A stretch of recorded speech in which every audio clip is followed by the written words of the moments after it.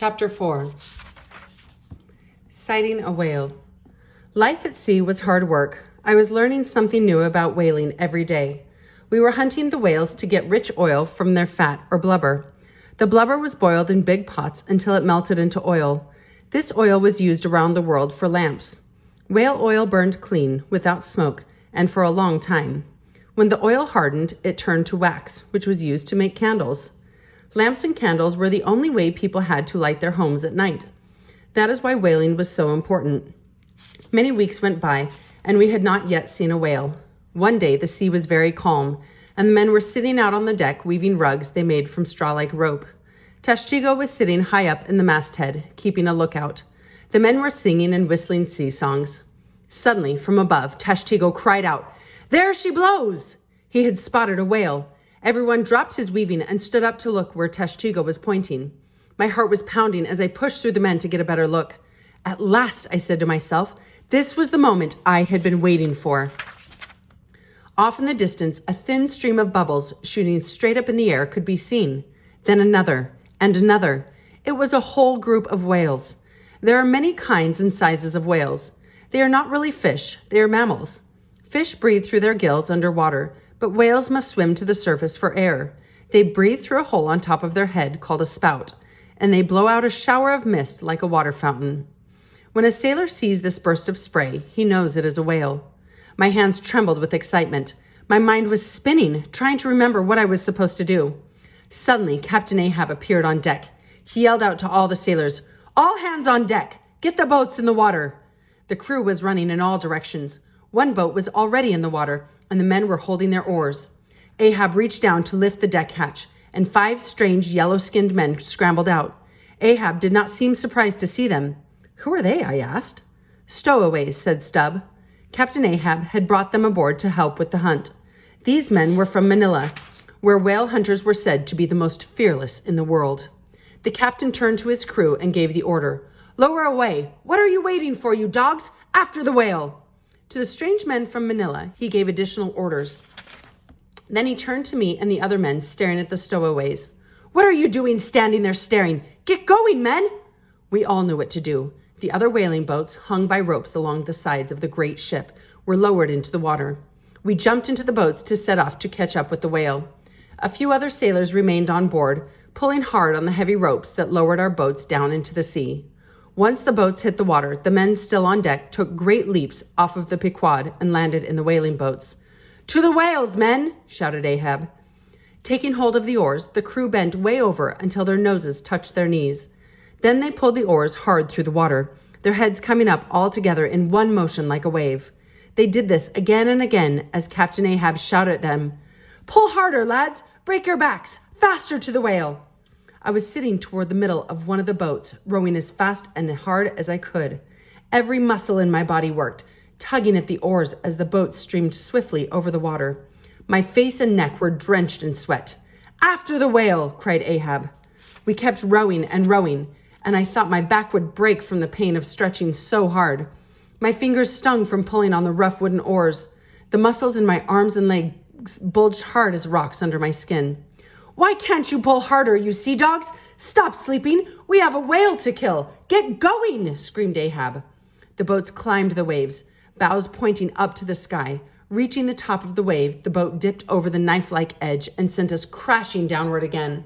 Up and down, up and down. Riding the sea was like a dangerous sleigh ride, the white foam waving and curling below. We rowed close to the spot where the whales had been, but we could not see the spouts anymore. Not sure where to go, the men stopped rowing, and the boats gently bobbed up and down like corks in the rough sea. We could see nothing except the still surface of the blue water. Ahab stood up and leaned on his ivory leg. He held his hand across his brow to keep the sun out of his eyes. He turned his head slowly from side to side. The school of whales must have gone down deep into the water. "Every man look out for the whale!" Ahab yelled. "Queequeg, stand up! Find the whale!" Queequeg dropped his oar and jumped up. His huge purplish back twisted and turned as he carefully searched the sea. In another boat, Flask stood up to look, but he was short and could not see very far. Daggoo, his harpooner, said, "Mr. Flask, I will lift you into the air, sir." In one motion, Dagu hoisted Flask up high and onto his broad shoulders. Then a moment later, in a third boat, Tashtigo shouted, "There they are!" Some distance away, there was greenish-white foam bubbling above the water's surface. "Grab the oars, men," said Starbuck. "Sing out and pull, lads," shouted Flask. "Burst your lungs, men," screamed Stubb. The chase was on. The water danced beneath the boats. Over the huge rolling waves we went. We were pulling with all our might, but the water was rough and choppy. It was very difficult to stay on course. A foggy mist appeared out of nowhere, and then it curled around us so we could not see past the tip of the boat. We kept rowing, trying to get through the fog. Just then we heard a sound I will never forget. It was a strange groan, deep and loud, coming from under the water. It sounded like distant thunder, but it was not. It was the sound of the whales below the surface of the sea. The mist rolled away, and we saw the back of a gigantic whale surfacing not more than 20 feet away from us. "There's his hump! Give it to him, Queequeg," whispered Starbuck. Queequeg dropped his oar and grabbed his harpoon.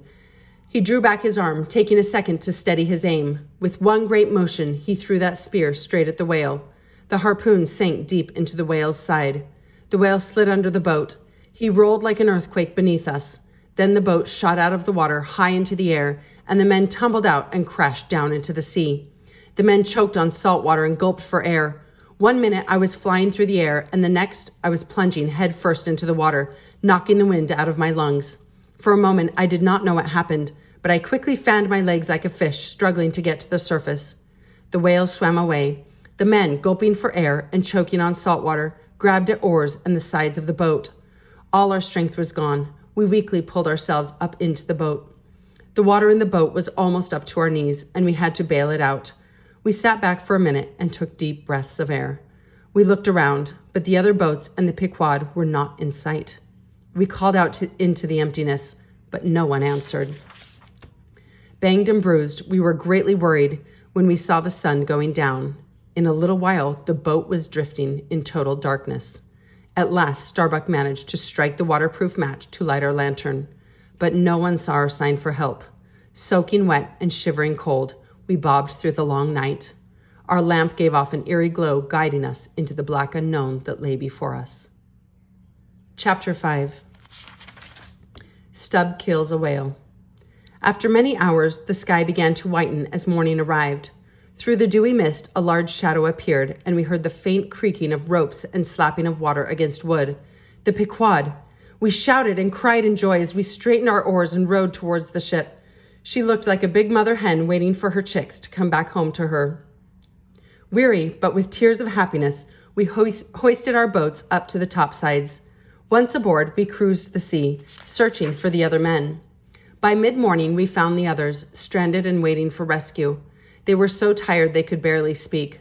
One by one, the men were dragged up on deck, all very sore and looking half dead. I will never forget the looks on their faces as they came aboard the Pequod. We all fell over one another, hugging for joy and relief. We were alive. I looked over at Queequeg and asked him, "Does this happen very often?" He put his big hand on my shoulder, looked down at me and said, "Yes, Ishmael, this is the way it will be." I shivered in my wet clothes and wondered to myself, what other surprises does the sea have waiting for me? Captain Ahab was very quiet. Now he was sure all the men were safe on board. He did not join in our excited chatter as we gathered on deck to relive our adventure. He stood alone, away from the others, and looked out over the ocean, still searching for Moby Dick. Many weeks passed without our seeing another whale. Then one quiet night, under a huge silver-dollar moon, a sailor cried down from the masthead, "There she blows!" Out in the distance, below the bright stars, could be seen a fountain of bubbles shining against the black sea. Because it was night, there would be no whale hunt. The sailor had called out just to tell us that whales were in the area. I stared out at that spot of shiny bubbles and felt my stomach dip as I remembered what had happened the last time. Then I went to my bunk below to go to sleep. As my eyes closed, I wondered what adventures the next whale hunt would bring. But the next day, the whales were not seen again. As if they knew someone or something was chasing them, they slipped away. Again, it was many weeks before we saw another whale. We sailed into the Indian Ocean, and the water was very calm. One day it was my turn on top of the masthead. I enjoyed this duty since I liked to look out and watch the flying fish and dolphins playfully leap out of the water. Occasionally, we would cruise near an island, and I wondered if the natives were watching us with curiosity.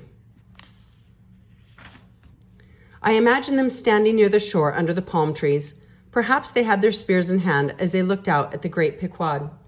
The sun was warm, and I began to feel drowsy when I was startled by a sudden burst of bubbles from the water. Close by was a huge sperm whale. It seemed to roll along, big as a boat.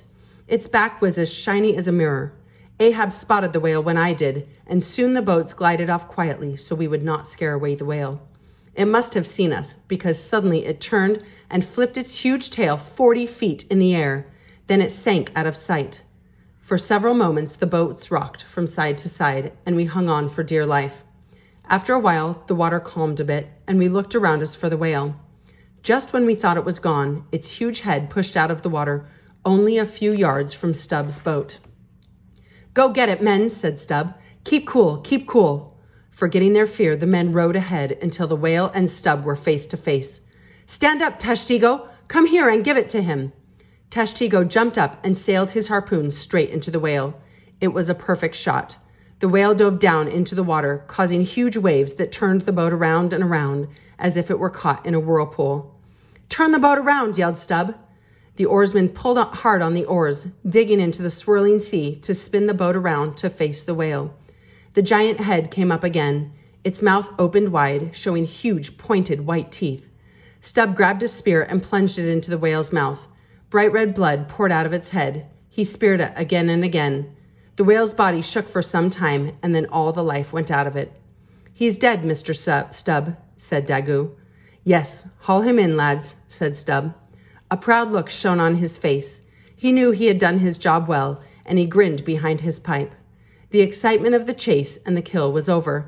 Now began the long, slow job of pulling the enormous animal back to the ship. Stubb's whale had been killed far from the ship. This made the work even harder. The 3 boats circled around the whale as the men lifted the long, heavy coils of rope. These were tied to the harpoons that were sticking out of the whale like needles in a pincushion. Long lines of rope led from the whale to the boats, and when everything was ready, orders were given to go. There were 6 men in each boat, 18 in all. We all leaned over and took hold of the oars. At the same time, our 36 arms gave a great pull on the oars. I thought my spine would snap from the weight of that whale.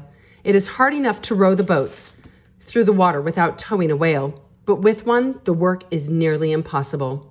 With each pull, I thought my arm would break. My hands were rubbed raw from my tight grip on the oars. The work was slow and exhausting. We were only able to go a few inches with each stroke. Darkness came. Finally, we saw the lanterns on the ship. Captain Ahab had stayed on board. As we drew closer, we saw him standing on deck waiting for us. When he saw the boats, he lowered the lamps to light our way. When all were back on board, Ahab stood there frowning. He had a strange look on his face. He knew the men had worked very hard and had all done a fine job, but we all knew that he was thinking of Moby Dick. That was the whale he had wanted. That was the whale that had taken his leg. He would not sleep in peace until Moby Dick was dead. Ahab watched the crew struggle with the whale, and then he turned and went to his cabin. As he walked away, his ivory peg gleamed brightly in the darkness under the moonlight. We still had much work to do. Once the whale was snugly fastened to the ship, the men could rest from their day's work. Heavy iron chains were dragged along the deck. When pulled alongside the ship, the head of the whale hugged the bow, and its tail met the stern. Here the whale stayed all night, attached to the ship by the chains and ropes. Sharks, smelling the scent of the whale, swam to the Pequod and nibbled on the meat. The sharks circled the ship and bit chunks of fat off the whale, only a few inches from where the sailors were sleeping inside the hold of the ship. Chapter 6. The Jungfrau. In many parts of the world, whale meat is a common food. Eskimos eat whale meat every day. Many years ago, it was thought of as a very special treat. Kings paid high prices to feast on whale, but sailors usually don't eat whale meat. I had never tasted whale meat, and my stomach did not agree with the idea of eating such a creature. Most of the other whalers felt as I did. After such a long battle with the whale, we did not want to go back to the ship and eat it, but we sometimes dip our biscuits into the huge oil pots and let them fry there a while. That tasted delicious. The next morning, we were all up very early to begin the long, slow task of cutting up the whale to melt the blubber for oil. I looked over the side of the ship and was surprised to see how much of the body had been eaten by the sharks. Tashtigo tied a knot of rope to the deck and climbed down the rope to the head of the whale. A large sharp knife and a heavy iron bucket were then lowered down to him. He knew just where to make a cut into the whale's smooth forehead. He did it in one clean stroke. The huge whale was 80 feet long. Its head alone measured about 25 feet. The head was so deep that a long rope was tied to a bucket that Tashtigo dropped down into the hole he had made in the head of the whale. When he pulled it up again, it was full of oil that looked like milk. The oil was pulled up on deck and poured into a big tub. Then the bucket was lowered again. This went on for some time. Then a terrible thing happened. Tashtigo was about to lower the bucket again when he slid on the slippery surface of the whale's skin and fell head first into the whale's head. The men watching above cried out in horror. Queequeg was the first to act. Quick as a cat, he dropped to the whale and dove in. When he appeared again, he had his arm tied around Tashtigo's neck. The two men were covered in creamy white whale oil. Queequeg dragged Tashtigo to safety and pumped the liquid from his lungs. It came up like spilled pearls. Tashtigo was breathing normally again. I looked at Queequeg and thought to myself, what a fine, brave man he is. But of course, all whalers were brave. At one time, the greatest whalers in the world were Dutch and German. Now they no longer were, but once in a while we saw a Dutch or German flag on a passing ship. One day we met one of these ships, the Jungfrau. When ships pass, the men wave to one another or shout some piece of news, but usually there is no more contact than that. However, the Jungfrau seemed very eager to greet us. The captain of the Jungfrau stood high in the bow, waving his arms. He called out for us to meet him, and Ahab called back to him. Then we shifted our direction, and our two ships glided gently alongside each other. The Jungfrau lowered a boat for the captain, named Derek, to cross over to the Pequod. While this was happening, the men gathered at the side rails of the ships to chat like neighbors over a fence. Once Captain Derek was aboard the Pequod, Captain Ahab was there to greet him. Ahab wasted no time. "Have you seen Moby Dick, the great white whale?" he asked. "No," Captain Derek said, shaking his head. "I don't know that whale. I have come to borrow some oil. We have not yet caught a whale and have no oil to light our lanterns." Captain Ahab looked very disappointed. "Where is that whale?" he muttered to himself. He then gave orders for some barrels of oil to be given to the Jungfrau. It seemed curious for a whaling ship to be borrowing oil on whale ground, yet such a thing did happen. The barrels were lowered overboard to the Jungfrau's whaling boats. These were then carried to their ships. The men joked and talked of spouters and blubber boilers as they passed across the barrels. This done, they waved goodbye and shouted cheerful farewells. Just as the whaling boats were heading back to the Jungfrau, a school of 8 whales pushed their humps out of the sea. They rushed through the water like a team of horses. Behind them was another whale, a huge yellowish one. It looked sickly, and from the size of its crusty, yellow hump, it must have been very old. Captain Derek was so excited at seeing the whales that he almost knocked the oil barrels into the water. Since he had not yet caught a whale, and since the oil he borrowed would not last very long, he wanted very badly to catch this whale.